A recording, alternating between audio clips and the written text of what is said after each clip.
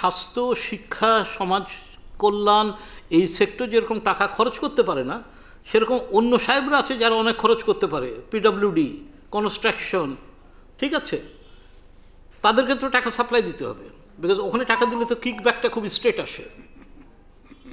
তো তাকে যদি সাপ্লাই দিতে হয় তাহলে একে কাটতে হবে। তো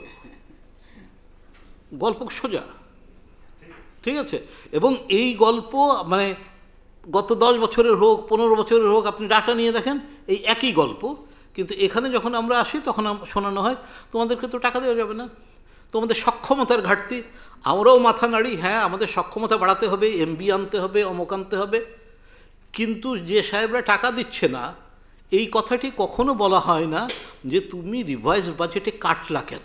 স্বাস্থ্যের নামে কোথায় কোথায় টাকা দেন আপনারা, মানে সরকার যদি বলি, দেখেন এখানে একটি আপনাদের পত্রিকা থেকেই কোট করি, এখানে একটা জায়গা লেখা আছে, I propose allocating an additional টাকা 4,166 crore for providing them free medical service.